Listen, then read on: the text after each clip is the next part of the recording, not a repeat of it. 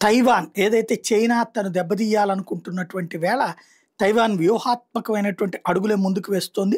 ఇప్పుడు America Taiwan అడ్డుపెట్టి China మీద యుద్ధానికి రెచ్చగొడుతున్నా ఏమీ ఆ విధమైనటువంటి ప్రయత్నం వీళ్ళు చేయట్లేదు. ఓ సిస్టమేటిక్‌గానే ఉంటున్నారు.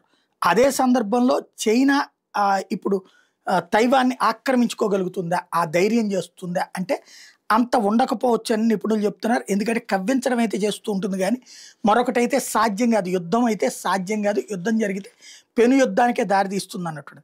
Taiwan ministry of economic affairs వాళ్ళు తాజాగా కోట్ చేస్తుందేంటంటే, చైనాతో అవసరం లేకుండా రేర్ ఎర్త్ నీడ్స్‌ని మేము భర్తీ చేసుకున్నాం. ఎందుకంటే వాళ్ళకి రేర్ ఎర్త్ మినరల్స్ కావాల్సి ఉంటే చైనా ఇవ్వలేదు. సప్లై ఇవ్వకుండా ఆపింది. ఇప్పుడు మేము సప్లై చేసుకుంటున్నాం. యూరప్ దేశాల నుంచి తెప్పించుకున్నాం, ఎక్కడి నుంచి తెప్పించుకున్నాం అనేది మీకు అనవసరం.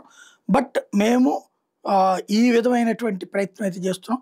మొన్న మధ్యన జపానోళ్ళు వాళ్ళ ఆర్డర్ మా దగ్గర తీసుకుంది ₹100 అనుకుంటే 30, 40 ఇచ్చి అదే కరెక్ట్ అనుకో అనేటటువంటి స్టేట్మెంట్ ఇచ్చారు.